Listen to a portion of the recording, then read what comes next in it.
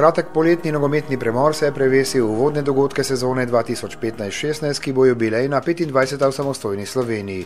Začela se je na Brdu pri Kranju s tradicionalnim žrebom parov in s podelitvijo priznanj za dosežke v minuli sezoni. Ples Kroglic je določil pokalne in prvenstvene pare za novo sezono. Številke in seštevki so na piedestal postavili najboljše iz nedavno končane. Maribor, Celje, Domžale je vrstni red treh najboljših, prvaki imajo tudi najboljšega strelca. Marko Tavares je v svoji 8. sezoni v dresu Maribora s 17 zadetki tretjič najboljši strelec lige. Ja, težko bo, samo jaz mislim, da ta sezona, ki prihaja, bomo dali več golov in jaz sem zelo vesel, da dobim to pokal, to lovoriko.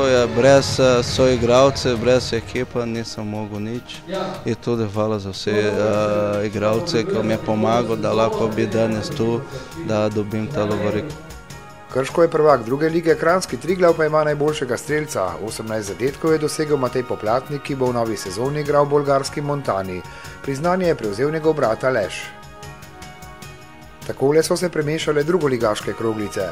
Prvenstvo se začne 9. avgusta, že v prvem krogu pa mestni kranjski derbi med novincem Zarico in Triglavom.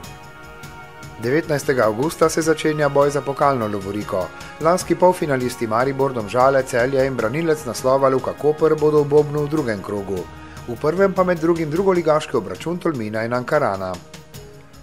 Takole pa so zaplesale prvoligaške kroglice in v prvem krogu, ki bo 18. julija, določile, da bo prvak Maribor gostil Zavrč, v Velenje prihaja Krka, Olimpija bo gostila Gorico, Domžale potujejo v Koper, prva prvoligaška tekma v Posavju pa seveda pripada Krškemu in gostom iz Celja. Delamo na tem, da ne bi plesali samo eno poletje, ampak da bi naša glavna naloga je obstanek v ligi. Lahko rečemo v tej priliki, da smo tudi s tem prvim mestom letos malo presenetili, mogoče nismo bili najmočnejša ekipa v drugi ligi, ampak s tem smo dokazali, da se z dobrim delom, z zagnanostjo da prideti tudi na vrh. Zato si želimo oziroma upamo, da bomo v prvi ligi tudi obstali. Prvoligaško tekmovanje v novi jubilejni sezoni tudi z novim logotipom in pa seveda s posameznimi cilji in načrti klubov, ki se bodo prepletali in zapletali skozi prihodnje tedne in mesece. Maribor bo tudi v jubilejni sezoni prvi kandidat za lovoriko in obenem glavni izziv za tekmece. No, zaradi same zgodovine dejansko postajajo ljudje oziroma tudi sami do sebe vedno bolj zahtevni in dejansko nekako ljudje že pričakujejo, da se bodo te stvari kar samoumevno ponavljale. Daleč od tega to ni tako, mi se bomo pač po najboljših močeh še vedno trudili, da svoje ambicije izpolnimo, da torej doživljamo v tem nogometu lepe trenutke in da smo uspešni, motivirani smo, željo imamo, znamo tudi in tako bomo delali tudi dalje. Veliko je posameznih izzivov, s katerimi se bodo klubi in nogometaši spogledovali v novi sezoni. Posebnega predstavlja dosežek Celjana Sebastjana Gobca, ki kariero končuje z rekordnimi 489 prvoligaškimi nastopi. Ja, sigurno se je bilo težko odločiti, ampak ta odločitev ni bila čez noč.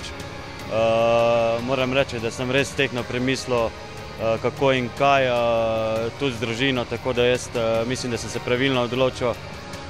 Ena zgodba se je končala, zdaj bomo pač šli v drugo zgodbo in tako je tudi prav. Predsednik Nogometne zveze Aleksander Čeferin je ponovno poudaril, da se povečuje medijsko in tudi siceršnje zanimanje za slovenski nogomet. Pozitivni so tudi nekateri drugi pomembni dejavniki. Predvsem si želim, da bi bila čim boljša igra, čim bolj izenačeno prvenstvo do konca. Hkrati bi si pa želel in sem prepričan, da bo čim manj incidentov, čim manj negativnih dogodkov.